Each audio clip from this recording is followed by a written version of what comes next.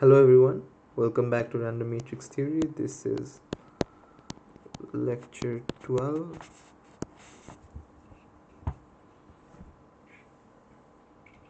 So in the previous video, we started solving the one matrix model, that is a matrix model or a matrix integral with one matrix, and we were using the saddle point analysis to solve the matrix integral. So if you remember, let's write saddle point analysis part 2. Okay. So if you remember, the density of eigenvalues is obtained by solving the equation which is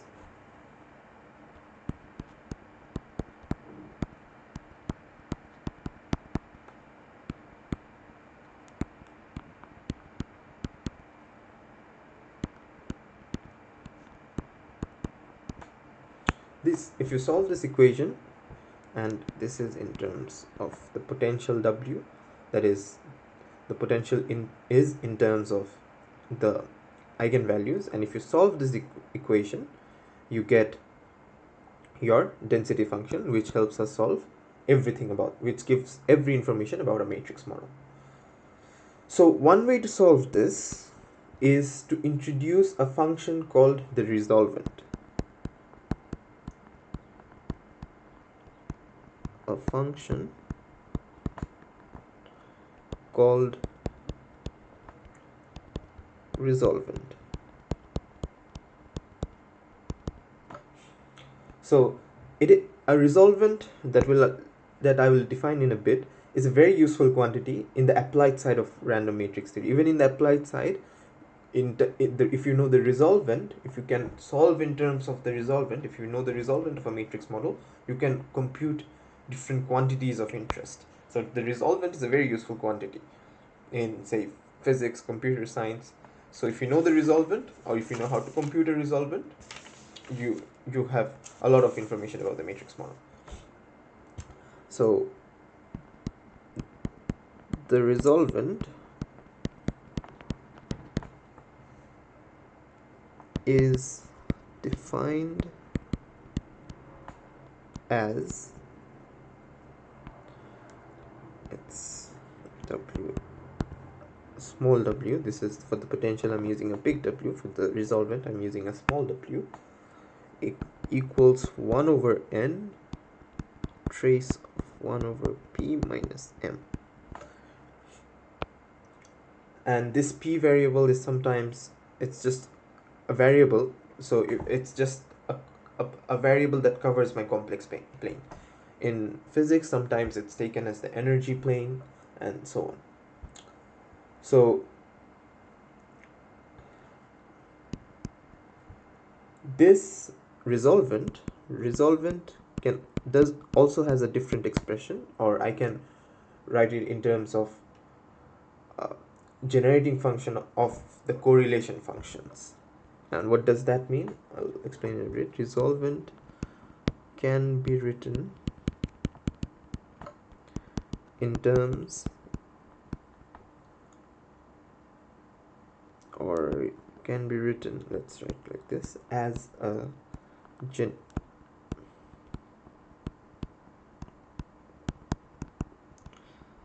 generating function is a function which generates a certain thing that you want. So generating function, it should be a functional, generating functional of the correlation functions of matrix models. So if you remember, the correlation functions are something like this, if you have computed them. So resolvent can be written as a generating function of that. How is that? So let's start with the expression. That is, let's start with the definition. So what we can do is take P out. So if P is out, it's P inverse, and it's 1 minus M over P. I'm just taking P as it's out of the, I can take P out like this, and since P is a variable, not a matrix, I can even take it out of the integral, or sorry, I can even take it out of the trace,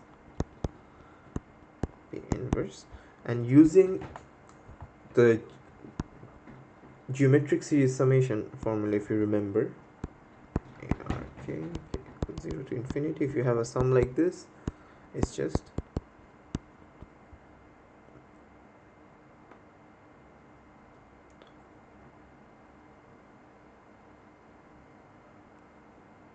so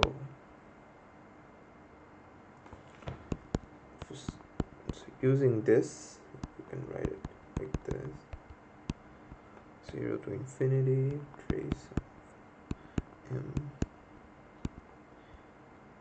There should be a k power, and yeah.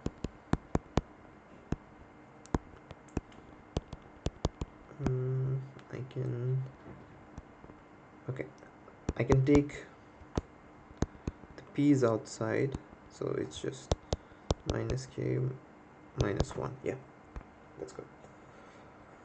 So the resolvent, as you can see, generates my correlation functions. Different powers of correlation functions I can easily get from the resolvent. This is why the resolvent is, this is another reason why resolvent is a very useful quantity, because it can generate my correlation functions. It can be written in terms of my correlation functions as a series summation of correlation functions. So it's a generating function of my correlation functions. So being a generating functional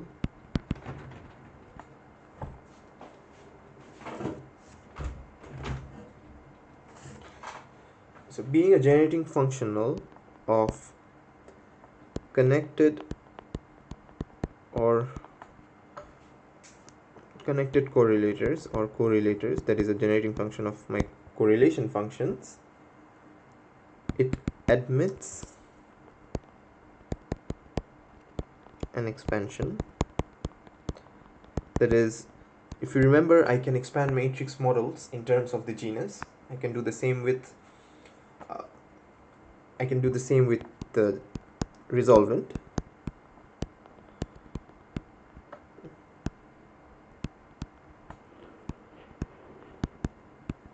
It's like the genus expansion of the resolvent. Same, it admits a genus expansion since it's a generating function of my correlation functions. Also, genus 0 piece, that is, it has a different piece, that is, it's a genus, there is a genus 0 piece, genus 1 piece, and so on. Genus 0 piece, we can write the genus 0 piece or g equal to 0 can be written in terms of the eigenvalue density.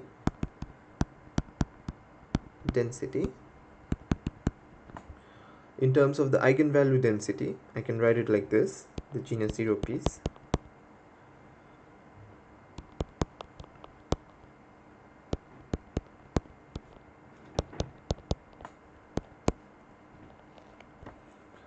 so the genus, this is how I can write this is an expression of the genus 0 piece related to the eigenvalue density. So again, if you know the eigenvalue density, you can calculate the genus 0 piece, or if you know the genus 0 piece, you can calculate the eigenvalue density. That is, if you start noticing, we are expressing different quantities of matrix models in terms of one another. For example, if you know the correlation functions, you know the resolvent. If you know the eigenvalue density, you know the genus 0 piece. So different things, different parts of matrix models, we are just solving like a jigsaw puzzle. We are fitting in the different parts of a matrix model so that ultimately we have all the equations we need to solve a general matrix model. For example, a matrix model with any potential, if you remember, something like this, any potential. It can be, for example, the things you did, trace of m squared plus trace of m cubed, whatever you want, you can solve using the equations we are trying to develop. So let's see where this takes us. Also, there's a few observations. The genus 0 piece, or the genus 0 resolvent, has three important properties. So what are those? The first, since it is a function of p, the resolvent, the genus 0 resolvent is a function of p. Since function of p, it is analytic on the whole complex plane. If you notice, the integration is over, it's not over my interval c, it's over the whole complex plane.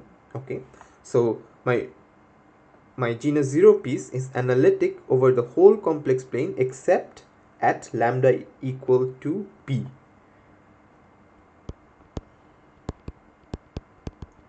Everywhere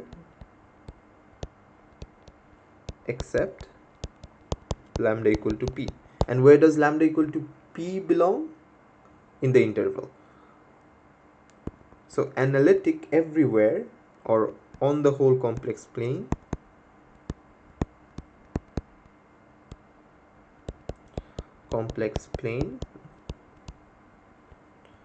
except on the interval c, because c, lambda belongs to the interval and p has singularity at lambda equals p. So this is just complex analysis stuff. So this is the first point. The second, due to normalization, that is equal to 1, that is the due to normalization property of the eigenvalues property, if you remember, the genus 0 resolvent has the following asymptotic behavior. It goes as 1 over p, and for p goes to infinity, it will go to 0.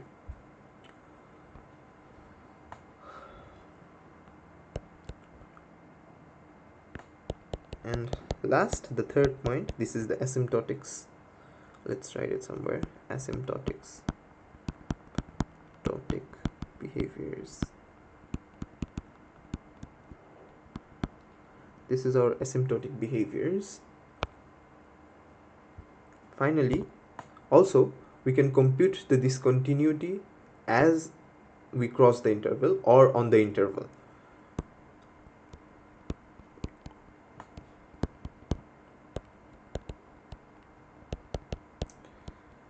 We cross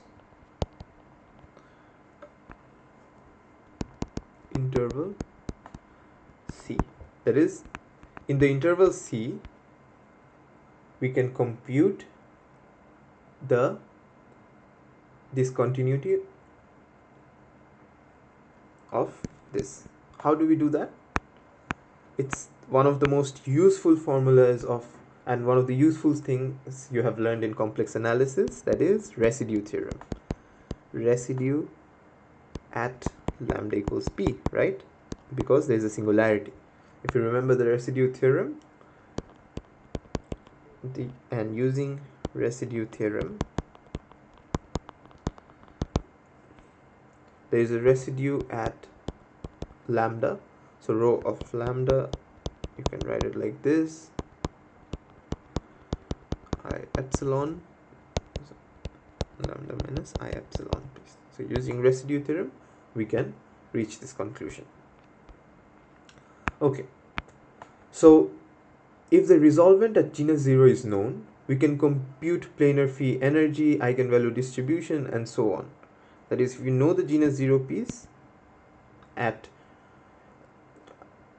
if you know the genus 0 piece, you can calculate the eigenvalue distribution, you can calculate planar free energy, and so on. So let's go a bit further. How do we do that? If you remember this equation that we got from the effective action, lambda minus lambda prime, if you remember this, we can take the right hand side and write it like this. Since we know the right hand side of it, we can write like this. In terms of the potential, that is the genus 0 piece, can be written in terms of the potential. It looks something like this. Now this is very useful. If you know the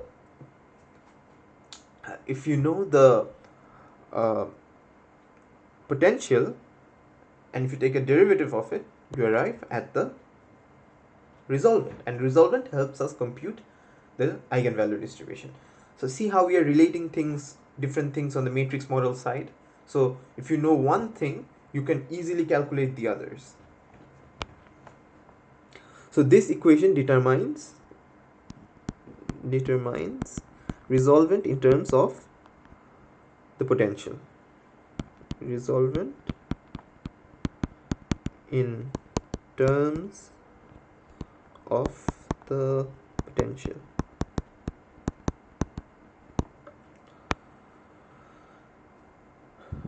Also, I won't be deriving this, but if you want, I can provide you the derivation. So there is a closed expression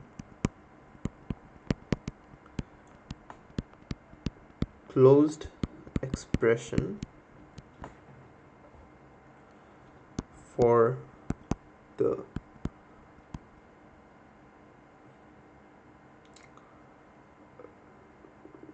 resolvent in terms of contour integral. That is, if you can do a contour integral here. That is, there is an expression for resolvent. How do we fix the expression? As you know, the interval, let's say the interval is bounded between a and b.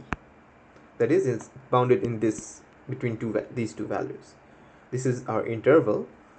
So using this, if this is our interval, the expression, the contour integral of the resolvent takes this form. I believe the derivation of this is in Zuber planar graphs, and if you want to look, as far as I know, it's in the planar graphs and quantum field theory of that is the classic paper by Zuber. If you want, I will provide you with the link. So the derivation is there. I won't go into the derivation, as we will mostly be using the equations rather than deriving them. So this looks something like this. The equation looks something like this. So if you solve this contour integral, you get the resolvent again. Okay.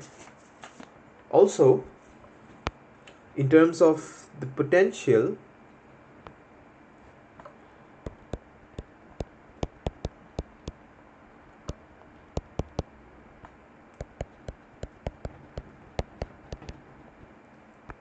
we can do better. We can write this as I epsilon, because there's a residue at P. If you notice, there's a residue at P. I can write it like this: P minus I epsilon minus 1 over T omega W. This is the W prime P square root of P minus A, P minus B.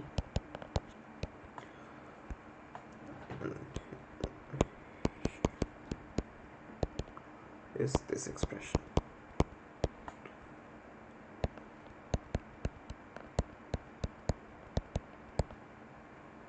So this is another expression of our resolvent in terms of the potential. So a lot of you might be worried seeing this big equations, but the ones we will use ultimately, you'll understand when I give you an example of how to solve, or how we explicitly solve a matrix model of a certain potential. You'll understand that even though the derivation is a bit messy, the results we get are fantastic. So okay, we get two more conditions from the asymptotics. That is asymptotics, if you remember, that is asymptotics is 1 over p as p goes to infinity. This is the asymptotic behavior of the genus 0 piece. So asymptotics, doing asymptotics here gives us two things. If you notice, the integral behaves as, like, if you c plus d over p plus order of 1 over p squared. So as we know from the asymptotics, that is, as p goes to infinity, we need omega, or we need the genus 0 piece of the resolvent to go as 1 over p. For that, we need c to be 0, d to be 1, and any other higher order terms, I don't need that. So using this idea, we get two equations.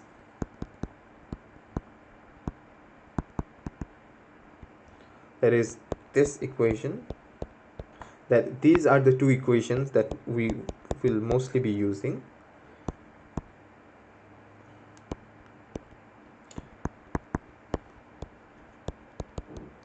Z minus b, z is, sorry, a and b are, if you remember, the endpoints, and two equations. This is one equation and the other.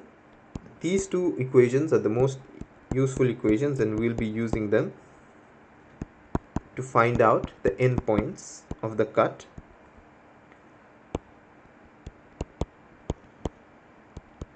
That is, we can find out the interval of our matrix model. So these equations equals to d. Yeah. These equations are enough to determine endpoints of the cuts A and B, that is our interval, as function of the 't Hooft coupling, 't Hooft parameter, or the coupling constant of the model. So these equations helps us determine the endpoints of the cuts, and we'll see how that helps. That if you know the endpoints of the cut, you know how your rho of lambda, how your density function is spread out. So these two equations helps us to find the endpoints of the cuts. So if you know if you know the potential, you can use the two equations to find the endpoints, and if you know the endpoints of your cuts, you know how your density function is distributed. So these equations that the two equations that we derive, equations are valid for any general potential. Any general potential of W, it's valid for any general potential. But we can do a bit better. That is, if can do better. How is that? So if Wz is a polynomial, if it's a polynomial, that is, we will be mostly dealing with polynomials. So if it's a polynomial, let's say something like this, a polynomial, or W of z is just, you know what a polynomial is. So if it's a polynomial, we have a very convenient expression for the resolvent. expression for resolvent. What is that? So if for those who are interested, how we find it, how we find the equation, it's the contour. If you have to take this integral, you deform the contour, pick up a pole at of that equation, pick up a pole. For those who know how to do complex, who have a good grasp of complex variables, you can try to do the integration. I'm telling you the method. You pick up a pole at z equals p and another at infinity. You pick up a pole like that, and you get the following expression. And for those who are we won't be needing the derivation a bit, we just need the equation. So if you do that, you get an expression like this. The square root continues, sorry, m of p, and here, or for those who know a bit of Mathematica, you can try this doing this integration.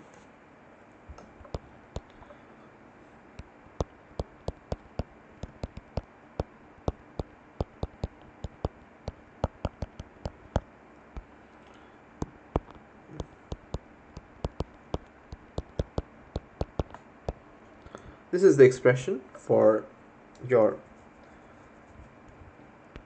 genus 0 resolvent when it's a polynomial potential. Okay, but we can, it's best if you use the most general case, and I will be using the most general case when I solve, that is these two equations, when I solve the one cut matrix model of, let's say, I'll solve a specific example, and when I do that, I'll be using this. So these formulas that we have derived, these formulas, this one and the equation, that the two equations that we got for the endpoints of the cut, determine, or let's say solve, the one matrix model with, of course, it's a one cut matrix model. If you remember how we started our interval, that is, we started with one cut, that is one cut in the complex plane. So these formulas completely solve the one matrix model. So there's another way to solve for the resolvent. These formulas are enough to solve a matrix model, but I'll show you another way. For the sake of completion, I'll show you another way that we can use. So another way to find resolvent,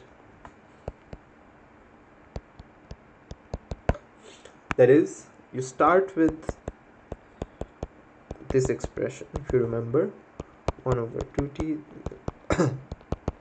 the non-continuous version of it, that is the finite version of this. You start with this equation, you multiply by 1 over lambda I minus p and sum over I. And if you do that in the large n limit, in large N, we get this expression.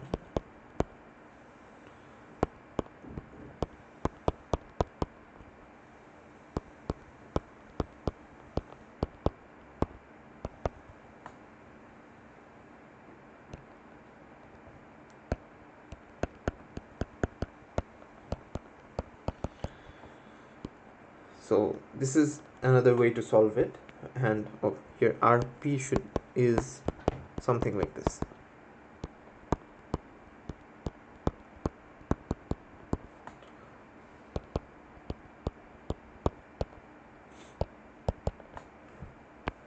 So this is another way to solve the resolvent. So the quadratic equation, this is a quadratic equation in powers of quadratic in the sense that it's quadratic in the genus 0 resolvent, and it has a solution. If you do it, it has a solution, that is the genus 0 piece. It has a solution like this, prime p minus of p r of p. This equation is equivalent to our equation that we got here, that is our this equation. These two equations are the same, they give you the same result. This is in a sense equivalent to that. So the solution using this method, the another way to find the resolvent that I'm showing a second method, is also similar to that. So for completion, it looks something like this.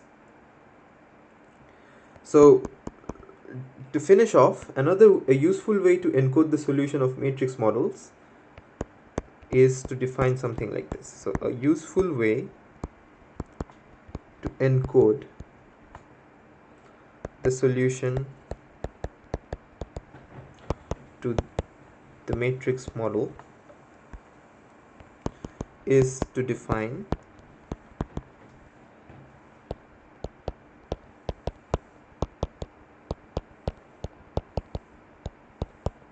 this quantity, and in terms of yp, our quadratic equation, this quadratic equation, it will look something like this. Equation becomes, so this equation is the famous hyperelliptic curve of matrix models. We don't necessarily need that. We don't necessarily need these things. Just for the sake of completion, we'll show that. So our main takeaway from all this derivation is this: we have found out an equation which gives us the cut, and we even have an expression for a polynomial potential. Using these equations that we derived in this video, in the next I'll solve a matrix model for a very specific kind of potential, and you'll understand how we use this equation to solve the matrix models. Thank you.